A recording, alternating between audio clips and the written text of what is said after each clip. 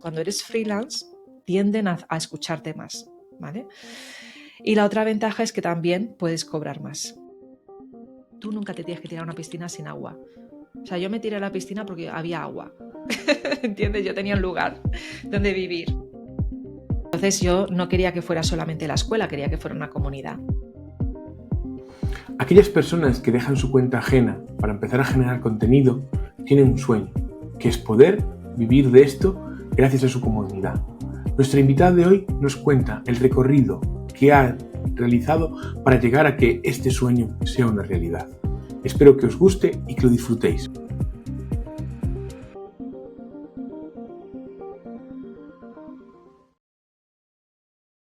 Muy buenas, bienvenidos a un nuevo capítulo del episodio de Somos Blame. Mi nombre es Fernando Blanco y hoy tenemos con nosotros a Gemma, que nos va a contar su bonita historia y cómo ha llegado hasta aquí. Muy buenas, Gemma, ¿qué tal? Hola, ¿qué tal? ¿Cómo estás? Nada, mi nombre es Gemma Gutiérrez y soy diseñadora digital, experta en experiencia de usuario. Pues, ¿cómo he llegado a ser emprendedora? Entiendo que esa es la pregunta, ¿verdad? Correcto, Gemma. Porque claro, cómo he llegado hasta aquí puede ser en muchas cosas, ¿no? Desde a nivel profesional, cómo llegué a ser diseñadora, a, no sé, muchas cosas. ¿Por Entonces, qué llegaste a ser diseñadora? Yo ya hago doble clic directamente, venga, ¿eh? empezamos ahí.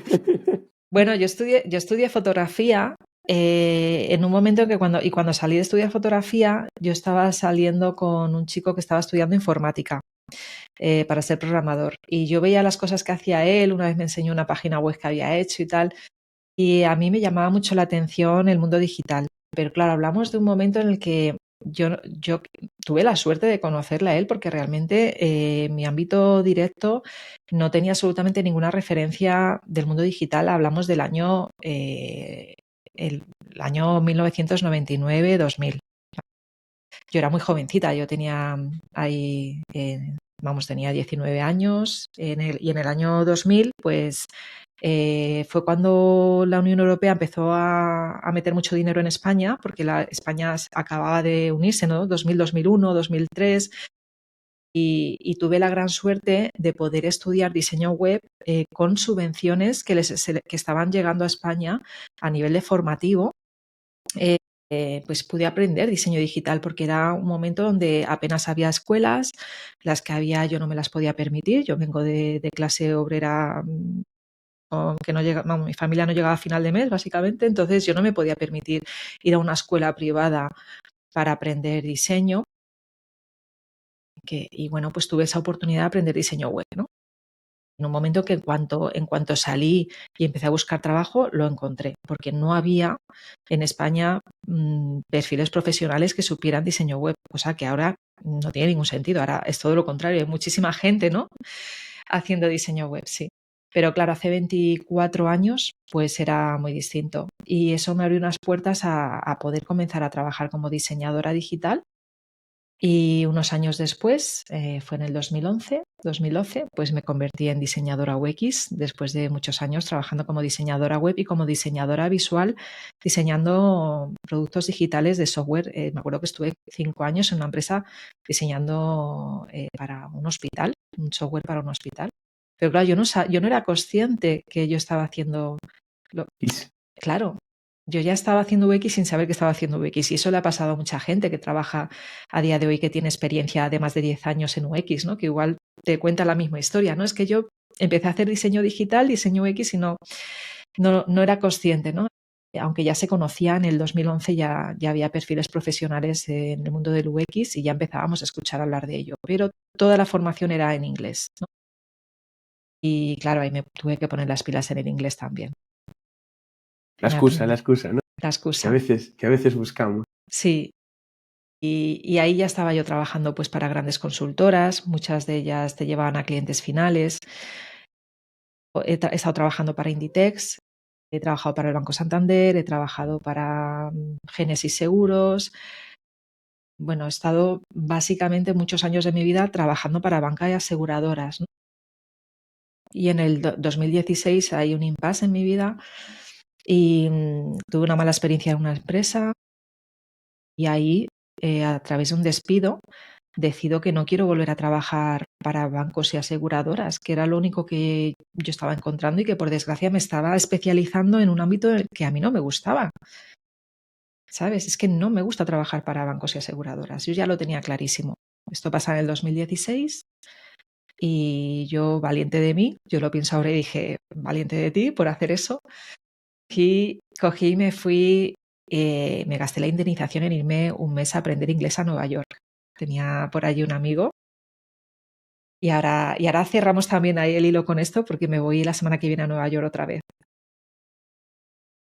Y bueno, me fui allí y allí decidí que lo mío no era esto de estar trabajando para una empresa.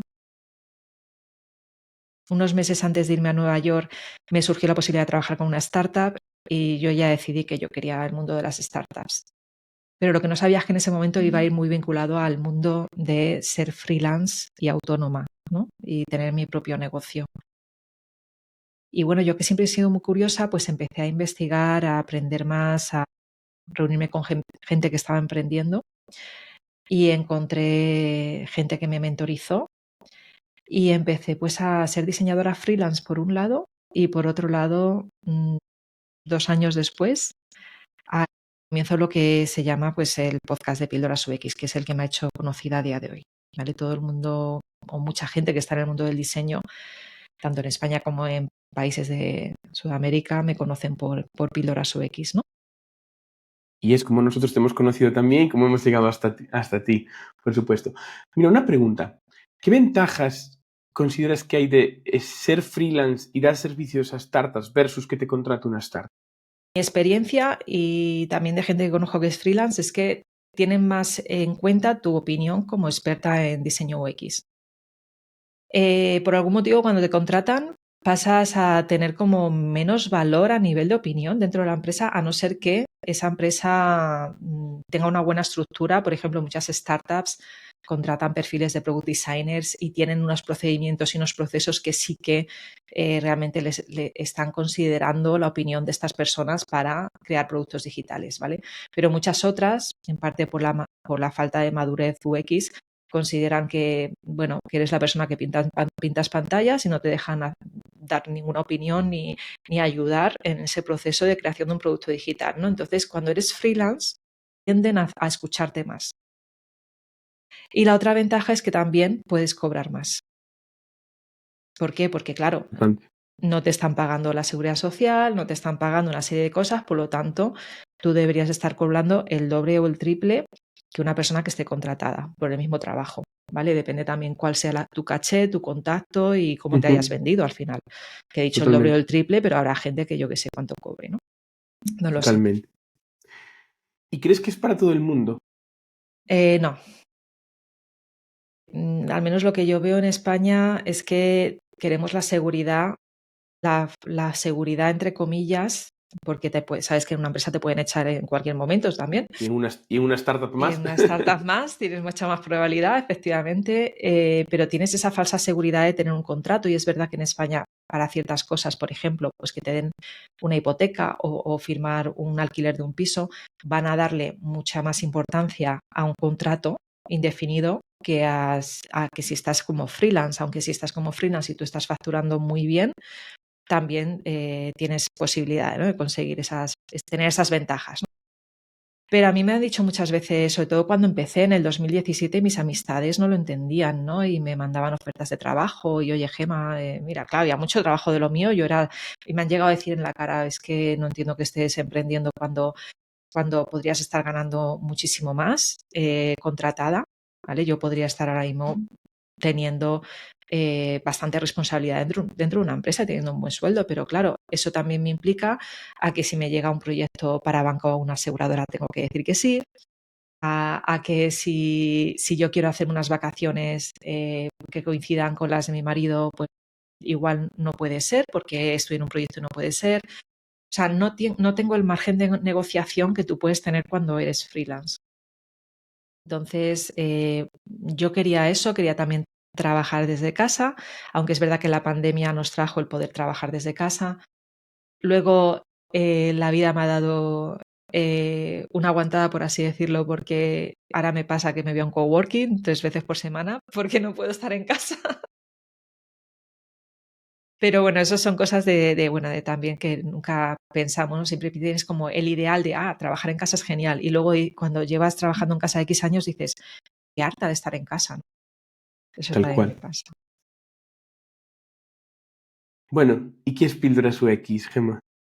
Bueno, pues Píldoras UX nace a finales del 2019 porque yo ya llevaba varios años escuchando muchos podcasts y llevaba tiempo diciendo, yo quiero hacer un podcast, yo quiero hacer un podcast. Claro, de que voy a hacer un podcast de lo que yo sé. Y luego también porque estaba muy cansada de ver que había muchos cursos de diseño UX, mucha formación, pero muy cara. Y a mí me daba esto mucha rabia. Yo decía, es que ¿por qué no se puede aprender diseño UX de otra manera, ¿no? En parte he tenido la suerte de aprenderlo trabajando y autoformándome y haciendo cursos también, evidentemente, pero yo quería divulgar el diseño UX para que cualquier persona en cualquier parte del mundo pudiera aprenderlo y en español. Y aquí vuelvo otra vez al tema de cuando me fui a Nueva York. Cuando me fui a Nueva York me contactaron desde Marketing de México, de Udemy, una persona para decirme que querían que hiciera yo un curso de diseño UX en la plataforma Udemy en español, porque no tenían nada en español en el 2017. Tardé un año en hacerlo, les dije que sí, tardé un año en hacerlo y lancé un pequeño curso que ya no está, de introducción al diseño UX, que lo hicieron como 1000 personas o más. Yo ya no me acuerdo cuánta gente, pero fue mucha. Y de ese curso también nació la idea de, bueno, si ya he hecho este contenido, ¿por qué no empezar también con el podcast? Entonces, justo antes de lanzar el podcast, me acuerdo que fui a un evento de mujeres emprendedoras y tuve también la suerte. Yo he tenido como momentos en mi vida ahora mirando hacia atrás, ¿no? De cómo se van conectando los puntos, ¿no? Me pasó en Nueva York esto de que me escribieron para que hiciera ese curso. Justo iba a lanzar el curso y fue un evento donde me senté a comer enfrente de una emprendedora que sabía de marketing y me dijo, y era experta en marca personal, y me dijo, no lances ese curso ni tu podcast si no tienes una marca personal detrás. Tienes que tener tu propia marca. Y ahí fue cuando vino el nombre de Píldoras UX, que me ayudó además una amiga con la que yo estaba emprendiendo también y haciendo proyectos como freelance para ayudar a otros emprendedores y emprendedoras a sacar adelante sus productos digitales. Y ahí lanzó el podcast, llega la pandemia 6 meses después, ¿no? O menos, fue en septiembre y la pandemia vino en marzo, 6 meses después. Y de repente, pues claro, en marzo hubo un boom de podcast tremendo y mi podcast se hace conocido. Y yo después de la pandemia me acuerdo que me llamaron de Perú para dar una charla de forma online para una universidad allí, me llamaron de un grupo de IDF Foundation de Ecuador, ¿sabes? Y empiezan a llamarme sobre todo de otros países que yo digo, y yo pregunté, ¿cómo me habéis conocido? Pues por el podcast, ¿no? Impresionante, sí, sí. Sí. Y para los que no conozcan el podcast, Gemma, ¿cómo es el formato? Es decir, Pues el formato de ahí viene el nombre de píldoras, son pequeñas pildorillas. A mí estos episodios de podcast que duran 1 hora a veces se me hacían muy pesados, entonces decidí que los míos iban a ser pueden ser de 10 minutos, de 15, de 20 o de 30. Intento que nunca sean más de 30 minutos. Y bueno, pues son en formato pildorilla, entonces tú lo puedes escuchar y mucha gente me llama y me escribe y me dice, pues los escucho cuando voy al trabajo, los escucho cuando hago deporte, ¿no? Y entonces vas aprendiendo. El primer episodio se llama ¿Qué es el diseño UX? Y te cuento esto porque en una entrevista también me dijo, la persona que me estaba entrevistando me dijo, bueno, pues es que he escuchado tus últimos episodios y son como muy complejos para alguien que no sabe nada, ¿no? Y le hay que dije, empezar por el principio. claro, yo le dije que tienes que empezar por el primero, que se llama ¿Qué es el diseño UX? Y sobre todo los primeros era yo hablando y luego llegó el formato de entrevistas, ¿no? Que es sobre todo el que más he explotado en los últimos 2 años, porque es mucho más fácil sacar el contenido de esa forma que haciéndolo tú sola. Que aún así este año me estoy esforzando en hacer yo más contenido, porque claro, muchas veces traes gente que es muy potente o gente que igual no es tan conocida, pero que es igual de buena y se queda muy interesante, pero yo también tengo muchas cosas que contar. Y yo, aparte de dar autoridad a otras personas en mi podcast, también quiero seguir dándomela a mí misma. Entonces también estoy intentando hacer pildorillas. De hecho, la semana pasada lancé una en la que hablaba yo, ¿no? y bueno, me voy dando cuenta que la gente me quiere escuchar también más a mí, o porque a veces comparten también episodios. Saqué uno hablando del scroll infinito y del daño que ha hecho en las redes sociales el uso de este patrón de interacción. Y gustó mucho. También me han escrito muchas personas y personas que no son diseñadoras y que no saben diseño me han dicho, me gustó mucho ese episodio, ¿no? Entonces, bueno, ahí estoy. Genial. Y una pregunta, ¿en qué plataformas estás publicando?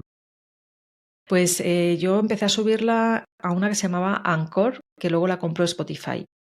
Entonces Anchor se encargaba de llevarla a Spotify y a 2 o 3 plataformas más.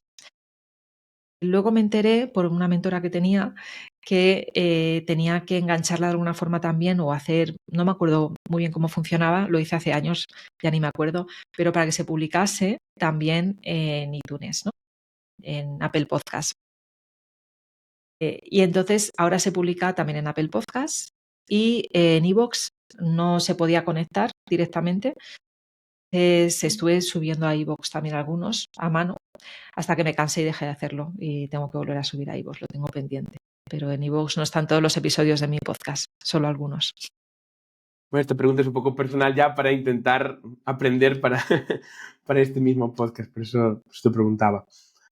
Vale, ¿y en qué momento o por qué lanzas Tribooks?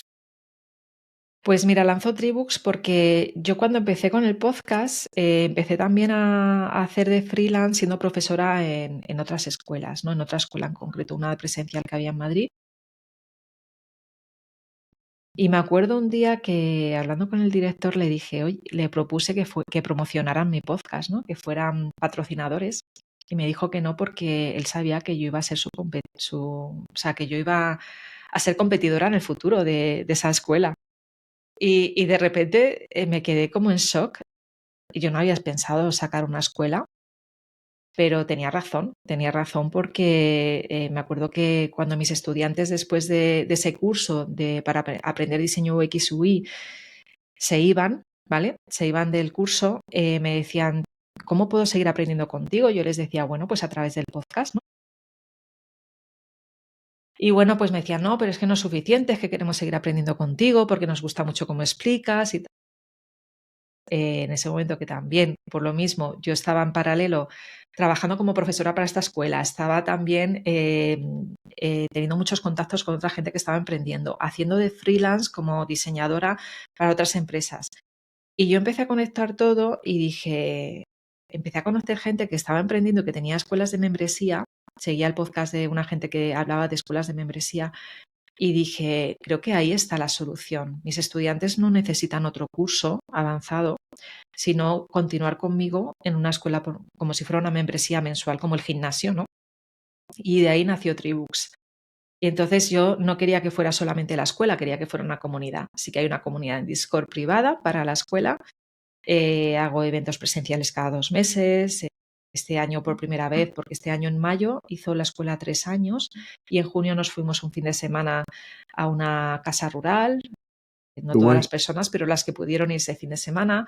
Entonces, pues voy haciendo esos encuentros mensuales donde también nos vamos conociendo, porque hago una quedada que la llamo conversación y cervecitas y es para conocernos todos los meses, todo online, de forma 100% online. Entonces hay gente de Galicia, de Málaga, de Alicante, tengo gente de Perú, gente de Argentina, hay gente de muchas partes de España, sobre todo centralmente, o sea, principalmente están en España, pero también de muchos otros países. Y eso enriquece muchísimo la escuela. Y además, interesante esto, a todas esas personas que me siguieron, que continúan conmigo, ya son diseñadoras UX, están trabajando como diseñadoras UX. Entonces la gente que va entrando que todavía no está trabajando tiene más contacto con perfiles que están trabajando y tenemos un canal de una ayudita en Discord y bueno, Qué que guay. muchas veces preguntan algo y alguien que ya está trabajando en diseño le contesta, ¿no? Y cuando yo digo, bueno, ya no tengo que contestar. Qué guay. ¿Cuánta gente sois ahora mismo más o menos en Tribooks? 50 personas. Qué guay. ¿Y cómo es? ¿Qué hay que pensar o qué hay que valorar para montar una comunidad online así desde cero? Es decir, tienes la idea y ¿qué es lo siguiente? Lo primero es que sea un tema que tú conozcas, en el que seas experta o experto, ¿no? y que quieras dedicarle tiempo. Hay mucha gente montando comunidades en redes sociales. Yo, en mi caso, no ha sido a través de las redes sociales, sino a través de mi podcast, que he montado primero una comunidad de personas que me escuchan, ¿no? El podcast tiene a día de hoy 14.000 o 15.000 personas que lo siguen, más o menos. Y digo más o menos porque saco las estadísticas de lo que me dice Spotify, ¿no? Spotify me dice que tengo 8.500 personas en Spotify a día de hoy y son solo un 55 o un 60% de las personas que me siguen, por lo tanto tengo otras 4.000 ahí fuera. Y eso es maravilloso porque eso quiere decir que el podcast ha gustado. Porque si no tiene calidad el contenido que tú sacas, no esperes tener personas que te estén siguiendo. Entonces tienes que tener calidad y constancia. Constancia también, ¿no? Claro, claro. Yo llevo desde finales del 2019 hasta ahora. ¿Cuántos años han pasado? Y todavía no me he cansado. Yo sigo ahí con mi podcast. La escuela tiene 3 años y todavía no me he cansado. Sigo con mi escuela. Y mi objetivo es realmente que mi negocio sea el divulgar el diseño UX pues a través de mi podcast y a través de mi escuela, ¿no? Para que salgan personas más preparadas al mundo del diseño digital. ¿Y ahora mismo es el 100% tus ingresos, escuela y podcast, o tienes otros Pues cursos? he tenido en paralelo otros curros porque yo siempre he sido de no decir que no a nada y si me salía un curro yo decía que sí. Por otro lado, no quiero dejar de ser diseñadora. Entonces, claro, yo he seguido de freelance haciendo trabajos como diseñadora para otras empresas. He dejado a un cliente grande este verano, ya no, que me ha dejado sin energía y con ganas de dedicarlo más a mi emprendimiento. Entonces, ahora mismo, desde septiembre, estamos en octubre, desde septiembre de este 2024 hasta ahora, estoy 100% con los ingresos que me da la escuela. Y no descarto que me salga algún otro freelance, pero voy a intentar que no sean freelance que ocupen mucho tiempo mío, ¿no? He tenido épocas, que eso nos pasa mucho a las personas que emprendemos, de estar trabajando de 8 de la mañana a 9 de la noche, de lunes a casi viernes. Y eso a nivel de salud, tanto mental como física, te deja muy hecha polvo, ¿no? No se lo recomiendo a nadie hacer eso. Yo lo he estado haciendo. Es duro. ¿Y el podcast se monetiza de alguna forma o...? Sí, a través de patrocinios, me han llegado patrocinios donde lo he conseguido monetizar, pero no todos los meses. Quiero decir que igual estos años no sabría decirte, pero no he tenido muchos patrocinios, pero sí que han llamado a mi puerta empresas, algunas de ellas el patrocinio ha sido pagando dinero y otras ha sido haciendo intercambio. Porque a mí me encanta, ¿no? Todo esto bueno, vamos a ver si conseguimos un punto de encuentro donde tú ganes y yo gane. Y así he hecho varios patrocinios y colaboraciones con otras escuelas que no eran competidoras directas, claro está, con empresas que querían que su público era público que trabajaba en productos digitales, porque a mí no solamente me escucha gente que quiere ser diseñadora UX o que ya lo es que me escuchan perfiles que programan, que son front-end y que quieren saber más de UX, perfiles que trabajan en marketing y que quieren saber más de UX. Sé que me escuchan incluso CEOs de startups pequeñas. O sea, tengo mucho público que está dentro del ámbito digital y hay empresas a veces que me han contactado para decirme, oye, que tu público es al que yo quiero dirigirme y vamos a ver si podemos hacer algún tipo de colaboración. Entonces por ahí ha salido. Pero realmente donde yo rentabilizo el podcast es en las personas que llegan a mi escuela. Yo cambié la estrategia. Claro, yo lanzo la escuela en el 2021 y en el 2022 me di cuenta de que no estaba hablando apenas en mi podcast de la escuela, que mi escuela lleva abierta un año y que no había hablado apenas de ella. Entonces dije, cambié la intro y el final, me di una paliza. De hecho, contraté a una experta en temas para que me ayudara a editar todos los audios y cambié la intro y el final para que hablaran de mi escuela y cuando pasaron y al cabo de otro año más o menos, o 9 meses, otro año, es cuando empezó la gente que venía a mi escuela a decirme, vengo del podcast y ahora yo les pregunto a todas las personas que entran, hay un pequeño formulario de 3 preguntas, la última es, ¿cómo me has conocido? El 80% me dice a través de tu podcast. Es un canal inbound Sí. de la leche, al final. Pero porque también tienes que, o sea, yo ya había hecho comunidad y hay mucha gente divulgando y haciendo comunidad, pero luego le falta la parte de monetizar, ¿no? Yo lo he hecho a través de la escuela, pero hay gente que lo hace de otras maneras. Y también en alguna ocasión, por cierto, me han salido freelance como diseñadora por tener el podcast. Genial. No, la verdad es que muchas veces hacemos esto, ¿no? Un poco por hobby o por amor al arte, ¿no? A mí me lo han preguntado alguna vez en plan, estás empezando con esto, ¿por qué? ¿Qué quieres sacar? Es decir, no quiero sacar nada perverso ni nada, es decir, yo solo con conoceros o con este networking que me estoy llevando, ya me llevo algo, ¿sabes? Entonces, para mí eso es tan importante como a lo mejor la remuneración, ¿no? Y que Vale, te escriba alguien un email y te diga gracias por tu podcast porque me está ayudando un montón. Eso para mí es un pago bastante grande. sí, tal cual. Vale, te quería hacer una pregunta del momento en el que estamos, ¿no? Es decir, se habla mucho de la IA, ¿vale? ¿Cómo ves tú la IA en el UX, la IA en la formación, la IA en el mundo en general? Bueno, la IA, hay muchas noticias con respecto a te van a quitar el trabajo.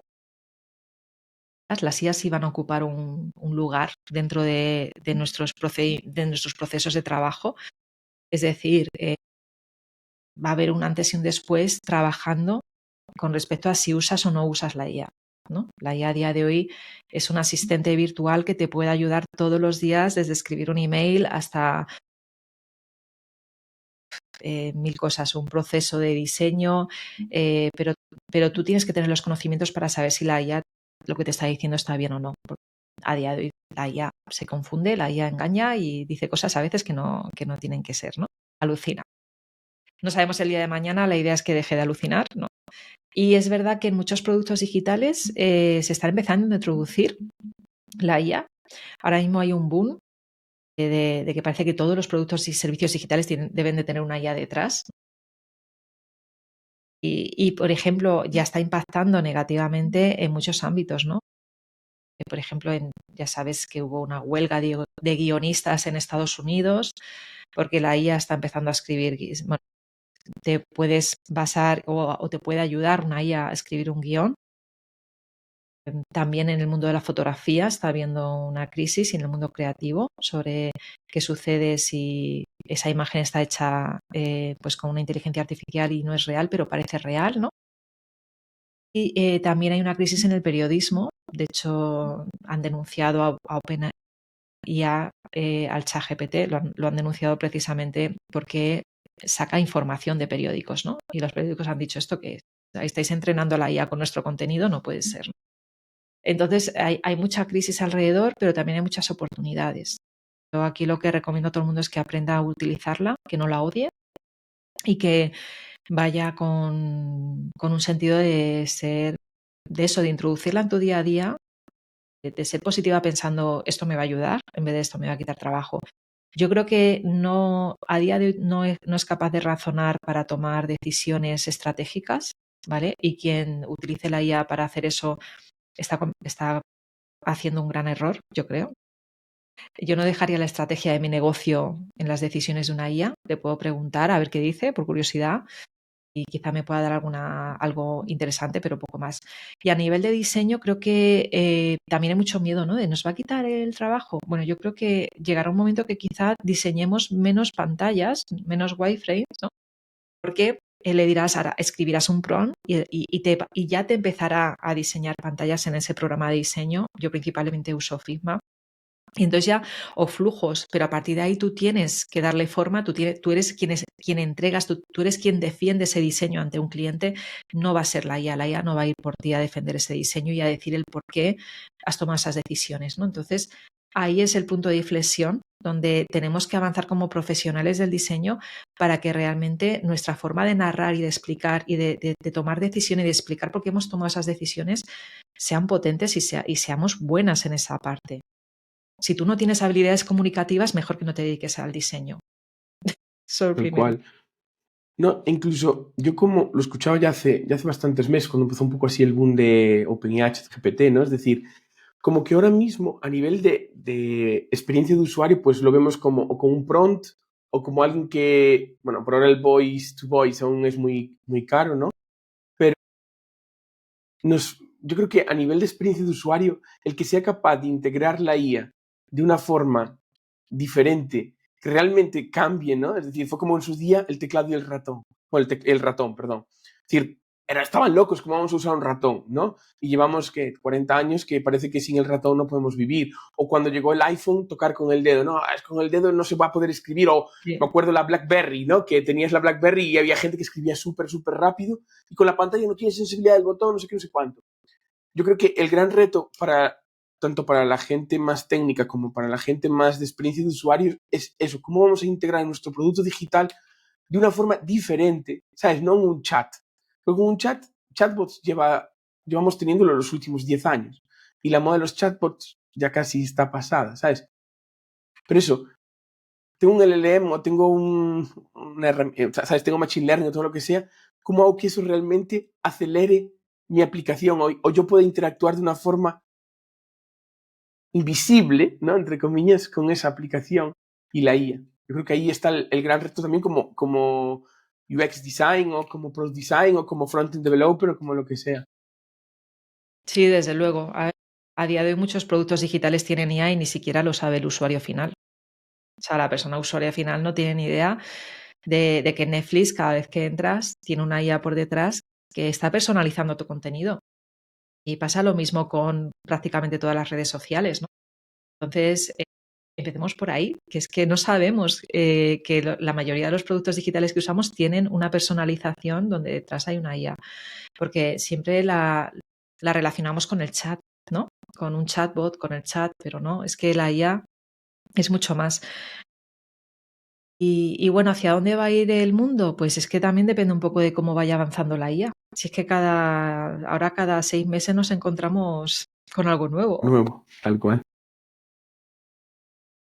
Bueno, esta es una pregunta así abierta porque en este momento en el que estamos me gusta ser un poco la opinión de todo el mundo, ¿sabes? Y cuando vienen así perfiles que a lo mejor no son tan de mi mundo, de la tecnología, pues me gusta también saber su opinión. Cuenta, ¿cómo haces tú para trabajar? Es decir, ¿solo tú trabajas, solo tú editas, solo tú estás en la academia? ¿O tienes colaboradores o tienes empleados? ¿O cómo es eso? No, yo tengo muchas personas colaborando conmigo. Yo, por ejemplo, ahora he hecho un cambio de la escuela, ya validé la hipótesis, el primer año, el segundo año más o menos validé la hipótesis y entonces decidí que tenía que mejorar muchísimo la experiencia de la escuela, que yo no podía ser diseñadora UX y que la escuela fuera un repositorio de masterclasses. Entonces, en ese rediseño conté con una diseñadora con la que la conocí porque entró en mi escuela, por cierto, se llama María Jesús Bonafonte, y ella ha sido la que ha diseñado toda la escuela nueva. El branding de la nueva escuela se lo encargué a un diseñador chileno que se llama Vicente Puig, que es maravilloso. Y la programación la ha hecho Fran Lledó, que es un programador y experto también en membresías de Valencia que me ha salvado la vida en muchas ocasiones y lo sigue haciendo. O sea, realmente detrás de la nueva plataforma de la escuela, que es escuelatribus.com, pues ha habido 3 personas trabajando. De hecho, a Fran le ayuda otro programador, o sea, realmente ha habido 2 programadores. Eso por un lado. Luego, sería muy aburrida mi escuela si fuera yo la única que diera allí formación. Así que a día de hoy, si entras y buscas el Conócenos de escuelatribus.com, vas a ver que yo ya me he perdido la cuenta, pero han venido muchísimas y muchísimos diseñadores a dar masterclasses muy interesantes, ¿no? Tengo ya 50 masterclasses, de hecho, este mes hace el número 50. Y si yo diera todo eso, no hubiera podido, yo creo que en paralelo, estar siendo diseñadora freelance. Yo ahora me gustaría adentrar un poco en la sección que llamo filosofía de vida, ¿vale? Y comentar cositas sobre este paso, ¿no? Es decir, dejas de diseñar aplicaciones para bancos y aseguradoras, pero aparte de eso, de hacer cosas a lo mejor más divertidas, ¿sientes más libertad o te has sentido más oprimida al ser freelance? Pues he sentido más libertad porque me han entrado proyectos muchísimo más interesantes. He estado diseñando un producto digital para detectar el bullying en las escuelas. He diseñado un portal que cuenta historias de personas que están emprendiendo y mejorando el mundo En ese proceso, además, yo me empecé a interesar más en el diseño inclusivo, en el diseño ético y sostenible. Entonces he traído gente a mi escuela que dé ese tipo de formación e intento diseñar productos que también cumplan todo esto y divulgarlo a través del podcast. He tenido una evolución yo como diseñadora todos estos años y creo que ha tenido mucho que ver con el tipo de proyectos en el que también me he visto envuelta en estos últimos años, ¿no? He tenido la posibilidad de acceder a proyectos que si me hubiera quedado en una consultora no hubiera podido acceder como freelance.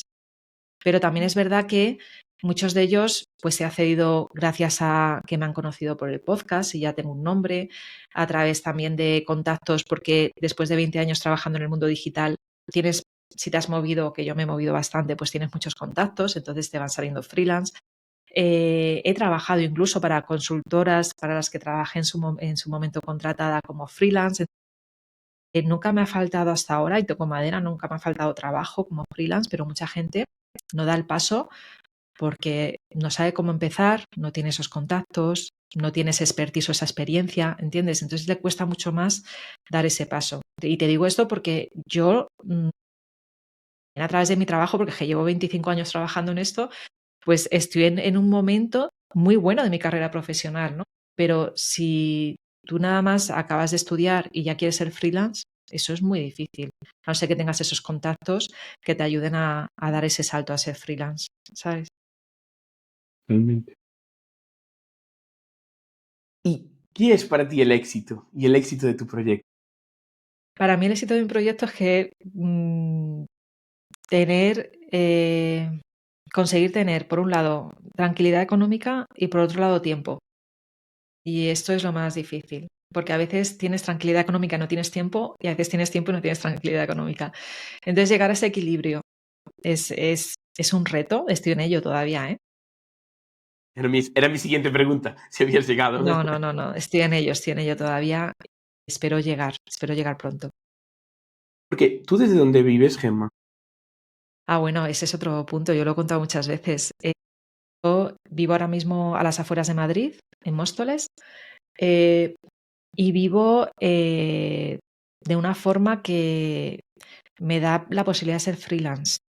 Si tú buscas mucha gente que es empresaria o que está emprendiendo, indagas un poquito en su vida personal, te vas a dar cuenta que muchas de esas personas han tenido ayudas económicas de su familia porque tiene dinero, ayuda económica de su pareja que ha hecho que, vale, yo te ayudo ahora a que tú emprendas y tú en el futuro pues me ayudas a mí si yo quiero hacer un cambio profesional.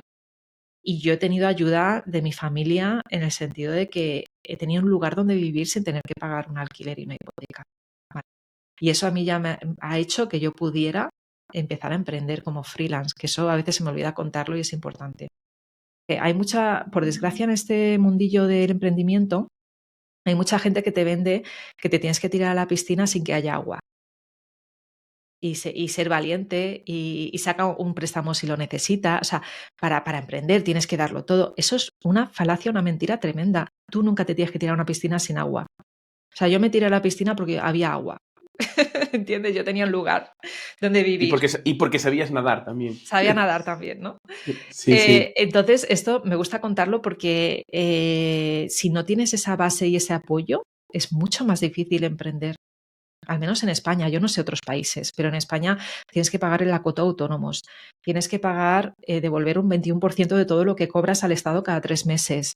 Entonces, tienes una serie de gastos, ¿sabes? Me has dejado pensando sobre esto, ¿sabes? Es decir, nos dicen que hay que trabajar 16 horas, que si tienes que empeñarte o endeudar tu casa o tal. ¿Qué opinión tienes sobre eso? Es decir, ¿es necesario? Yo creo que a veces puedes tomar riesgos y otras veces no. Entonces, cada persona tiene que decidir qué riesgos quieres tomar.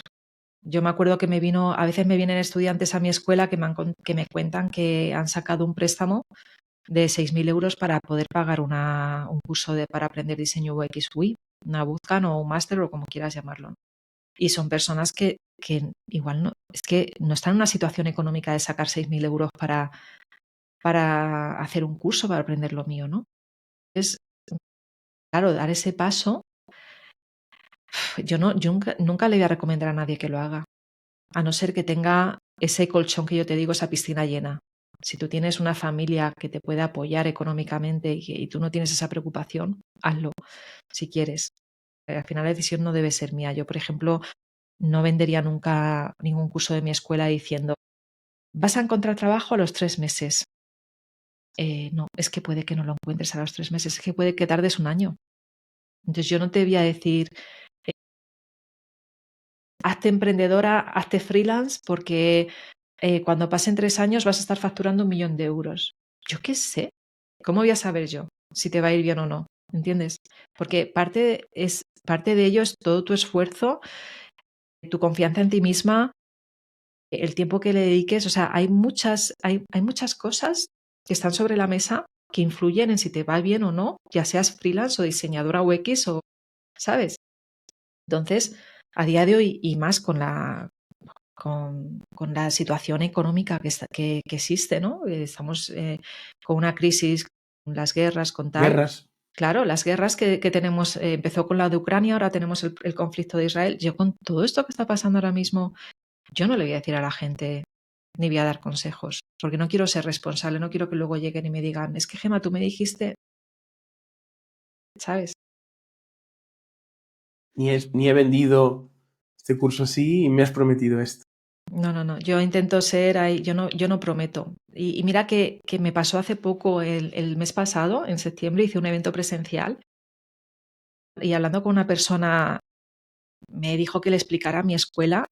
Igual era un momento para yo vender mi escuela a esa persona y le dije, yo no te voy a hablar de mi escuela. Tienes ahí 5 personas de mi escuela que han venido a este evento presencial, vete a tomar una cerveza con ellas y que ellas te lo cuenten. Bueno, también tienes confianza en que esa gente está a tope con tu Sí, escuela, ¿no? sí, sí, totalmente. Y Eh, se apuntó al día siguiente. O sea, bueno, es mejor marketing a veces que te venda otro que tú mismo, ¿no? Que a veces uno mismo se suele vender mal. Yo suelo ir a unas tertulias así de emprendedores, ¿no? Y el que dirige la tertulia un poquito, ¿no? O el que la organiza, es el que mejor vende los proyectos de los demás, incluso mejor que sí, uno mismo, ¿no? Entonces a veces es en plan, joder, no puedo decir nada más porque las cosas bonitas ya las ha dicho él, ¿no? Pues tú sí. lo mismo, has jugado con eso. Y tú para montar todo esto de la escuela y demás, ¿has buscado capital fuera en plan rollo Angels o VCs o algo por el estilo? No, porque estuve en el 2018, después de esta startup que te digo, entré en otra y que tuvo problemas económicos y entró financiación y me di cuenta cómo cuando entra en financiación, pues tienes mucha más presión para que el proyecto funcione. Y a mí me da mucho miedo eso. Me da mucho miedo el que el proyecto, dejar de disfrutar mi propio proyecto de emprendimiento porque tenga esa presión por encima de que tengo que facturar al año, imagínate, 100.000 euros, por decir algo, ¿vale? Porque esas personas que han puesto dinero quieren rentabilidad de tu negocio. Entonces, yo por ahora, colaboraciones o patrocinios, los que vayan entrando, encantada. Pero que entren gente inversora no, porque tengo mucho miedo de perder el control de mi negocio. Yo casi que prefiero, fíjate lo que te digo, prefiero hacer crecer mi negocio, que funcione, y dentro de 10 años o de 15 venderlo, a que entre gente inversora o incluso a que entren una persona que sea mi socia. Me daría mucho miedo también, porque he visto también muchas startups fallar por eso, ¿no? Por conflictos entre socios.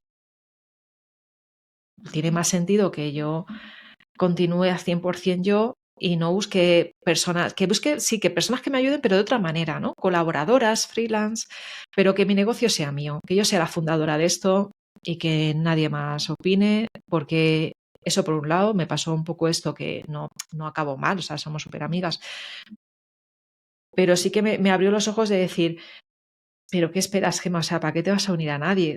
Quédate tú sola, porque yo soy como muy perfeccionista y muy controladora.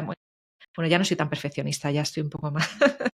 Pero soy como muy controladora de lo mío y si entra otra persona igual de controladora que yo, vamos a chocar.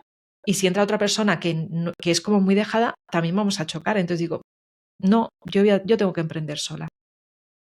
Y por el camino también me pasó en una empresa que estuve que estaban medio empezando la empresa también y me decían, me daban a entender como que querían colaborar con mi podcast y con mi escuela, pero al mismo tiempo me da la sensación de como que lo querían comprar. Yo no quería, o sea, tuve también unas conversaciones que yo al final me fui de la empresa, pero tuve unas conversaciones con la persona responsable que yo decía, me dio hasta miedo, dije, si voy a perder yo mi escuela por tomar una decisión que no tengo que tomar, ¿sabes? Y a ver qué firmo, no vaya a ser que pase la propiedad Claro, con claro, una claro. cláusula súper rara de estas que le falta una coma No, a no. otra persona. Hay que tener mucho cuidado porque yo en todos estos años que he ido creciendo, a veces se me han subido a la espalda ahí lapillas que han querido, yo creo que aprovecharse un poco quizá de que veían que lo mío tenía futuro, ¿no? Y querían ahí aproximarse, pero yo he intentado quitármelas por el camino. Y esta no es la historia de mi amiga, que con ella todo muy bien, pero me pasó con esta otra persona y luego también con un chaval con el que estaba colaborando en otro proyecto, que decía que le gustaba mucho mi escuela, estaba como muy empeñado en entrar en mi escuela y yo le tuve que decir un no rotundo. Entonces yo en estos últimos años he cerrado la puerta a que entren personas que yo no quiero que entren. No quiero No, que está entre claro. nadie en realidad. No, y además que a buenas todos somos muy amigos Mm, y cuando la cosa se tuerce es cuando realmente esos amigos pueden desaparecer, ¿sabes? efectivamente. Y luego la forma en la que yo estoy creciendo es una forma de emprender que no todo el mundo la entiende. En el sentido que yo estoy muy emprendiendo a mi ritmo. Voy creciendo poquito, de forma orgánica, poquito a poco, pero voy creciendo, que es lo importante. Entonces, yo prefiero ese ritmo a que venga otra persona y empiece con las presiones de vender más, empiece a vender mal. Esto de entra aquí en Tribooks y dentro de 3 meses tienes un trabajo. Yo no voy a vender así nunca. Y me da mucho miedo que venga gente a ayudarme y con tal de tener más ganancias, que es que lo estoy viendo en otras escuelas, te empiezan a vender unos beneficios, unos supuestos beneficios de que vas a encontrar trabajo que no son reales, ¿sabes? No, está claro, sobre todo cuando alguien a lo mejor mete 100.000 pavos, espera recuperar por lo menos los 100.000 más X, Claro, ¿no? Entonces, para tú llegar a retornar esos 100.000 a tu ritmo, pues igual faltan muchos años y él lo quiere en 5, 6, 7, 10 claro. años. No tal cual. No, es que a ver, que tampoco no es criticar ese modelo, ¿no? Hay gente que No, es no, lo que claro. quiere, es lo que busca, no es malo, ¿no? Pero que lo tuyo también es respetar. Me refiero, hay que respetar ambos modelos, no criticar uno o el otro. Yo lo digo siempre, es decir, pensar en el éxito está bien, pero tienes que disfrutar el camino. Es decir, si el éxito que va a llegar a lo mejor dentro de 15, 20 años, ¿vale? Porque no va a haber un éxito en 2 años, no va a haber un éxito en un año. Eso le ha pasado 2 o 3 y ha sido de chiripa. Si tú esos 20 años, esos 15 años, lo pasas amargado, imagínate, mi caso, ¿no? Yo tengo 32, 32, sí. 15 años, ¿no? Son 47. Y a los 47 me encuentran una enfermedad, es en plan, no he disfrutado los últimos 15 y ahora que tengo el éxito y puedo disfrutar, me voy a estar mal, ya no digo morirme, pero sí estar mal física o anímicamente durante X tiempo, por lo tanto no voy a disfrutar del éxito. Que obviamente tampoco te puedes cerrar a, no quiero ser ambicioso, ¿qué tal? Es decir, pero lo que tú dices, es decir, tú eres ambiciosa, pero a tu ritmo, ¿no? Es decir, no quiero que sea mañana, es decir, a lo mejor a ti te llena más, lo hablábamos justo antes de empezar, ¿no? A ti a lo mejor te llena más esas experiencias con tu tribu, de ese fin de semana, o decirle, oye, habla con aquel y dicen, pues éntrate en tribu, pues porque es genial, que pues que al final del año tengas que hacer un reparto de dividendos y tengas 5.000 euros más, pues tampoco no vas a tener millones más. Claro, claro. O sea, al final es un poco también un estilo de vida, ¿no? Porque cuando tú decides emprender, ¿qué estilo de vida quieres tener? Y bueno, claro que quiero ganar dinero, pero a un ritmo que no haga que mi salud vaya a peor. De hecho, en parte por eso también he dejado de trabajar para este cliente, ¿no? Porque yo sentía ya que mi salud anímica, mental y física no. Estos últimos meses, de hecho, creo que podía haber disfrutado mucho más de la escuela de lo que he disfrutado y estaba tan estresada por tanto trabajo que tenía, que ahora cuando ya en septiembre he vuelto de las vacaciones, he dicho, jo, qué bien estoy ahora, ¿no? Es verdad que he tenido que cambiar un poco la mentalidad porque yo estaba 6 horas al día para ese cliente en remoto y ya no estaba. Entonces mi mente era como, ¿y ahora qué haces, Gemma? ¿No? Es como, con tu agenda. Entonces yo aquí haciéndome mi agenda y ahora ya ha pasado un mes y ya es como, ahora en octubre, digo, y qué bien estoy, ¿no? Pero al principio he tenido un poco de estrés del subconsciente de hoy, que no tienes eso que a lo que estabas acostumbrada y ahora que no. Pues nada, me hago mi agenda y tengo mucho más tiempo para hacer muchas más cosas con la escuela, ¿no? Tienes un síndrome de Estocolmo, en el fondo. Sí, sí, sí, sí, es increíble la mente cómo funciona. Y hay mucha gente, una vez, esto me lo dijo también una persona que estaba en la Fundación Tomillo, que estuve junto con una colega ayudando a dar una formación a la gente que estaba emprendiendo allí, que es una fundación que ayuda a personas que necesitan ayuda económica o de formación para poder emprender. Y me acuerdo perfectamente que hablando con una de las personas de la fundación me dijo, no todo el mundo, Gema, es capaz de emprender. Mucha gente lo tiene idealizado y después de un montón de años trabajando por cuenta ajena, donde han tenido un jefe o una jefa que le ha ido diciendo lo que tiene que hacer, pasa a ser su propio jefe y lo ha pasado mal, porque no sabes ser tu propio jefe, ¿sabes? Pero Entonces marcar el tienes que, paso. tienes que aprender a serlo, tienes que aprender a marcar tú el paso, a liderar tú tu vida. Y ese cambio de mentalidad, mucha gente que quiere emprender, ahí es donde falla.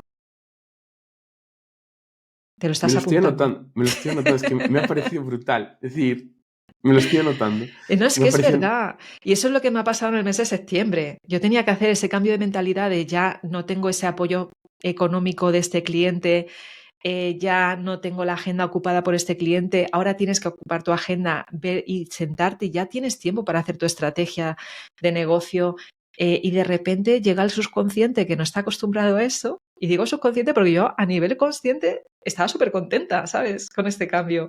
Pero hay como no sé, como un algo ahí que decía, tienes miedo porque ahora sí que estás sola ante el peligro, ¿no? Tal cual, Sí. tal cual. ¿Dónde te gustaría ver tu proyecto en 5 años? Pues en 5 años me gustaría que hubiese escalado y que tuviera ya 300, 400 personas dentro. No sé si llegaré a eso, ojalá, si ese es mi Seguro objetivo que es, sí.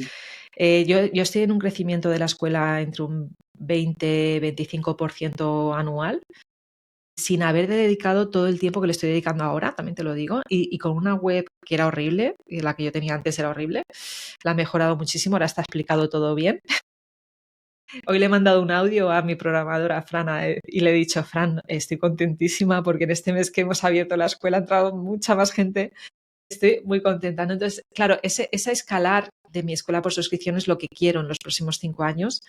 Pero también quiero seguir haciendo proyectos, pero a ser posible que fueran proyectos pues como los que te he hablado, ¿no? Proyectos donde esté ayudando de alguna forma a la sociedad, a mejorar el planeta, proyectos que tengan ese punto. Ahí estoy. Eso es lo que quiero hacer en los próximos 5 años, seguir divulgando, seguir con el podcast y la escuela y si hago proyectos digitales, que sean proyectos que me hagan sentir que estoy poniendo un granito de arena más. Bonito. Genial. Si te parece, vamos ya con la ronda de preguntas rápidas. Vale, venga, Hemos llegado al momento filosófico ya máximo, yo vamos. ya me llevo mis notas.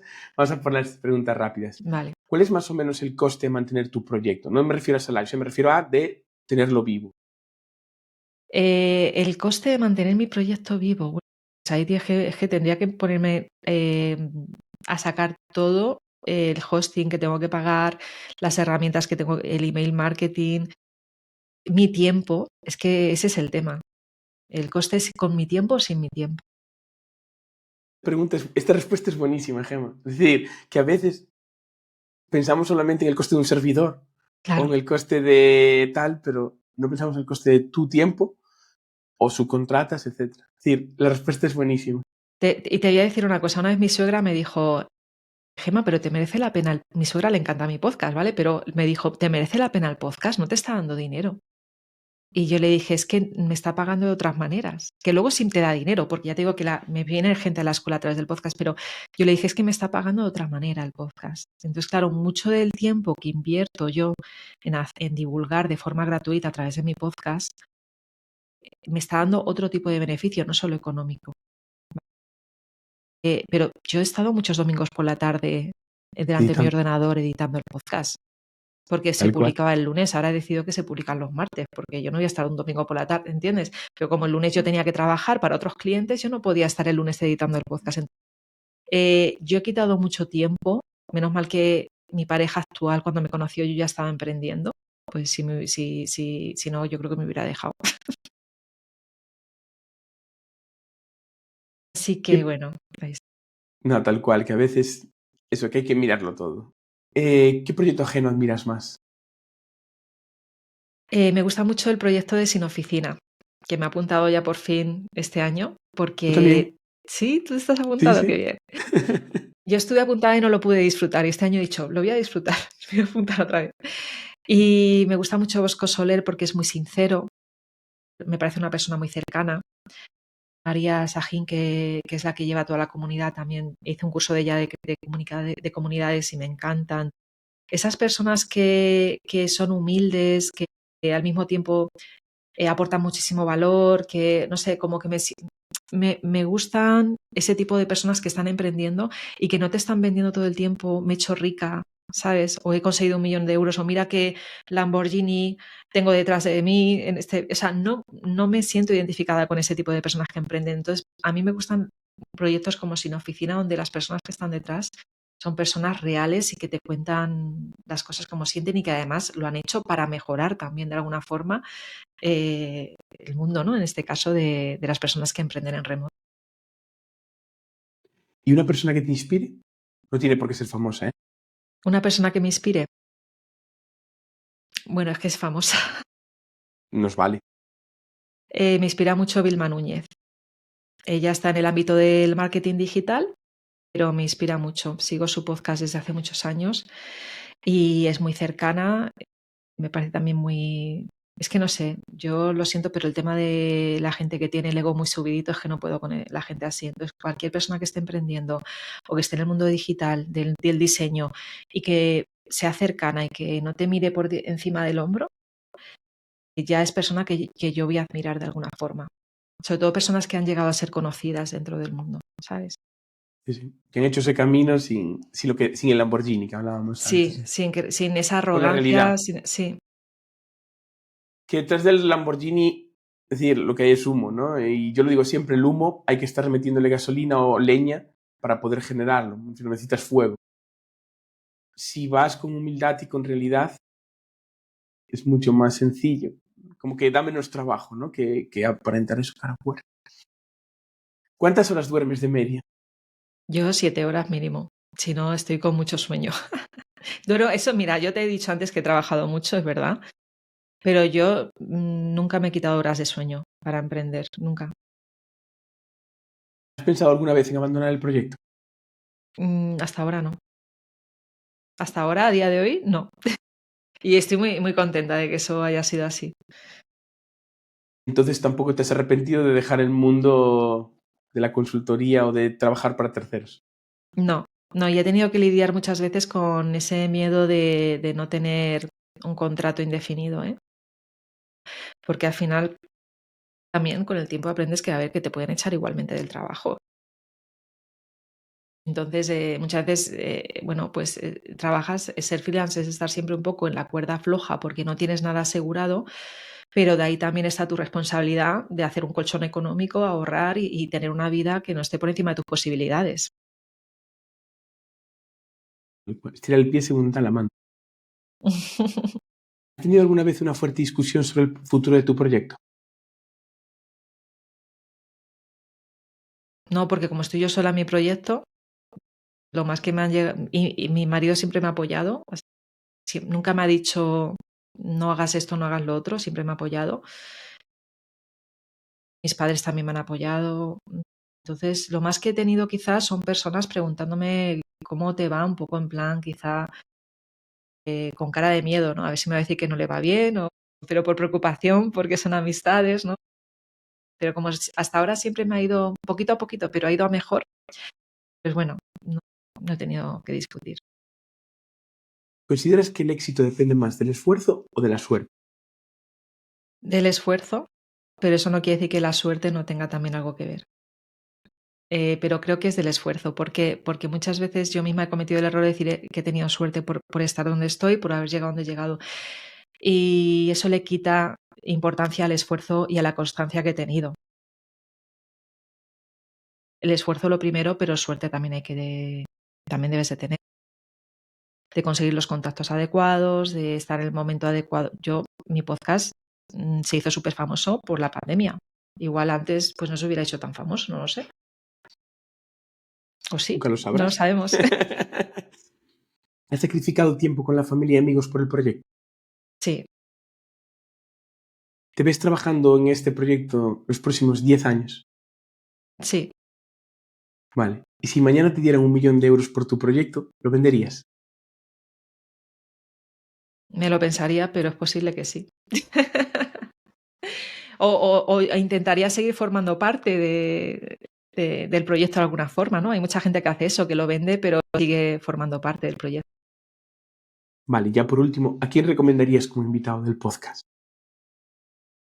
Pues tiene que ser del mundo del ámbito digital, ¿no? Puede ser cualquier Puede persona. ser cualquier persona que encaje con lo que estamos contando.